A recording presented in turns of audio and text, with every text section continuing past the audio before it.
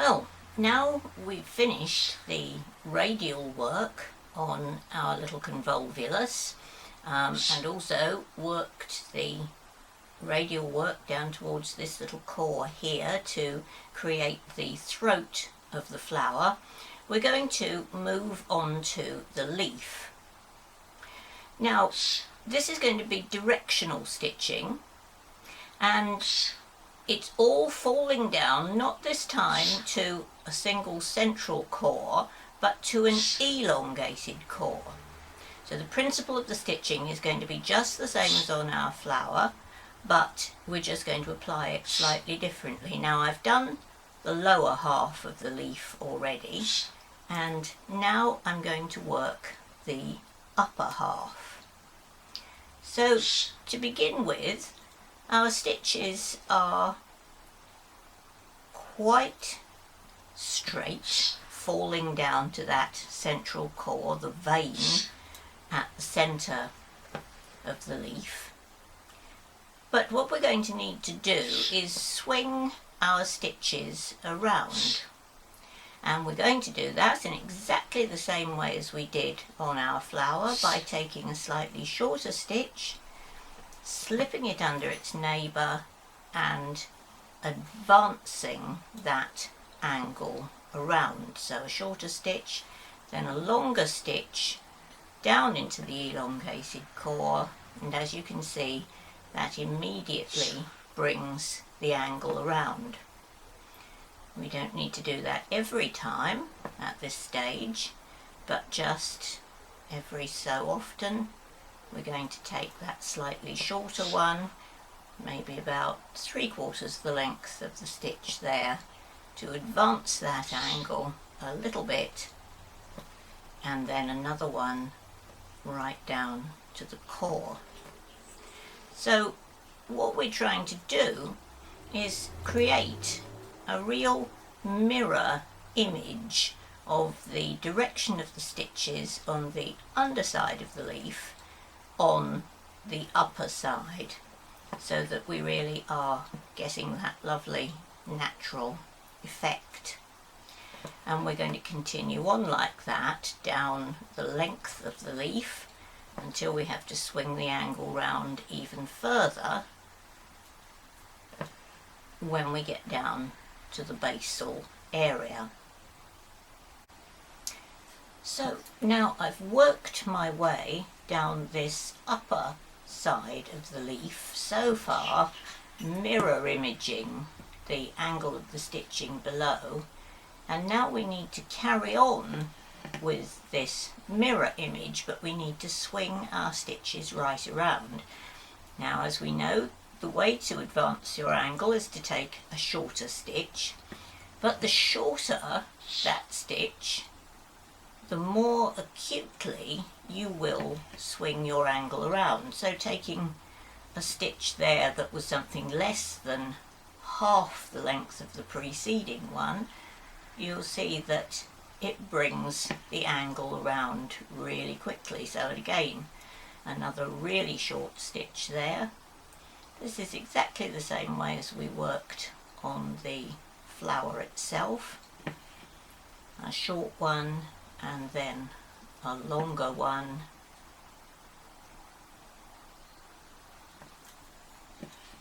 a shorter one, and then a longer one, and you'll see that there, within the space of half a dozen stitches, I'm now 45% of the way round, and another one, this time a full length stitch, will take us round to almost halfway where we need to be. So we're going to carry on in the same way, taking that shorter stitch and then a full length stitch down to that stem stitched core and swinging around.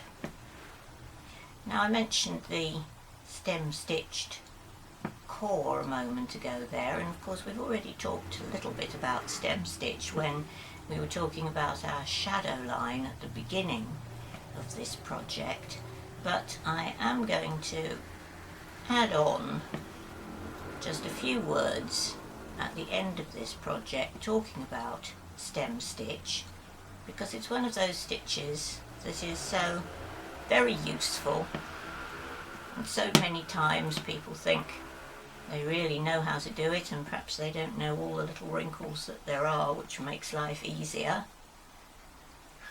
Another little wrinkle is that if you leave a gap, you can go in and fill it in just like that. There's no magic about embroidery.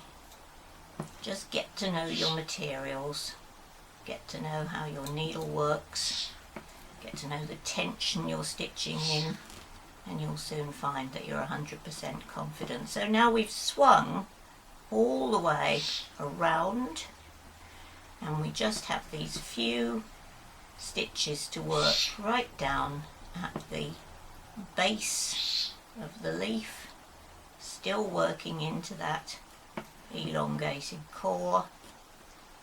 These few stitches which we've brought all the way round now will just fall down and we'll fill in that little field of stitching at the bottom. You can hear any strange and interesting noises in the background. That's my parrot. He likes to watch me stitching, and he likes to make the occasional comment. If I turn the camera on to him, he won't say a word, but he does like to make his presence felt in the background. So there we are. Perhaps just one more little stitch to finish that motif off, and we have our little piece finished. Don't forget that when your piece is completely finished, it's always rather nice to add your own little monogram or your own signature at the bottom, so that in times to come people will know what a clever embroiderer you were.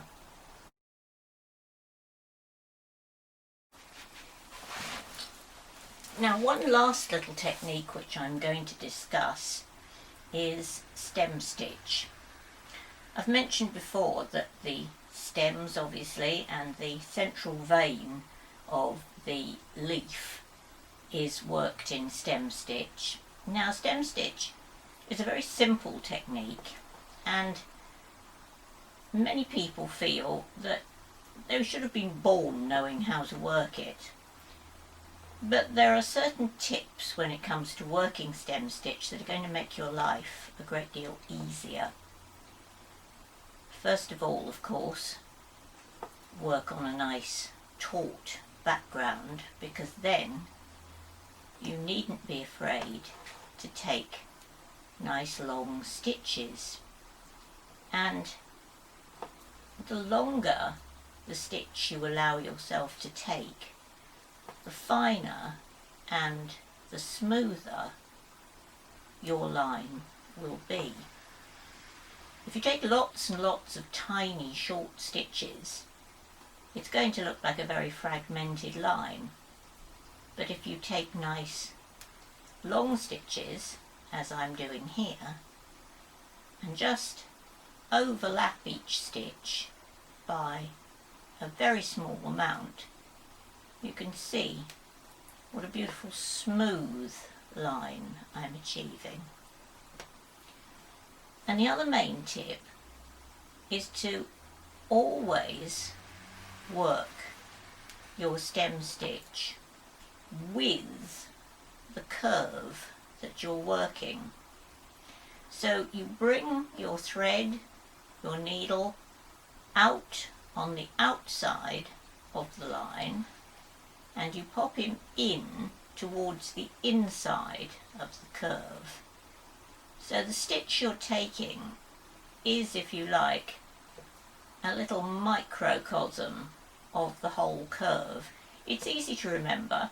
Just bring your needle out on the outside of the curve and pop him in on the inside. It really does make for a much smoother effect. And the less of a curve you're working, and here we're getting into really almost a straight line, the longer and the less overlapped your stitches can be. So you see I'm really taking quite a long, bold stitch there, and I'm only overlapping the subsequent stitch, even if it had a knot on the thread, by a very small amount. And yet I'm still managing to achieve a very nice, smooth curve. Just ignore anything else that's happening on that curve. Here there's another little branch stem coming off. We're just going to work straight past that and down towards the base. That's another little tip. If you're working a natural history subject, always work from the outer point of the plant, if you like, the tip of the plant down towards the base, because your stitches often get a little thicker as they get towards the base, because the curve increases perhaps a little more, and it's far more natural for the tip of the plant to be finer than the base. So it's art copying nature. Now right down where I'm meeting this tendril, you might have noticed I've actually taken a couple of split stitches. That's because this part of the stem is going the other way, curving round this way, and you'll see that where I've already stitched it, again I'm going with the curve. So to give it that illusion of changing directions, a couple of split stitches will do the job. So there we are, our little motif is just about finished. So there we are, our little candy stripe convolvulus finished, and with just a few very small alterations like the colourway, perhaps not using any gold thread, just staying with the silk throughout, mirror imaging the picture, we can create a completely different effect. And of course once we've learnt the techniques, we're happy with them, we can work them on all sorts of different interpretations of the same type of subject. Now remember, you can get the pattern, the template, the working instructions for this little project on my Facebook group page. That's Helen M. Stevens International Embroidery Family. Join our family and you'll be able to access that file and download it for free. I hope you've enjoyed this series of videos and you'll join me again very soon. Bye for now.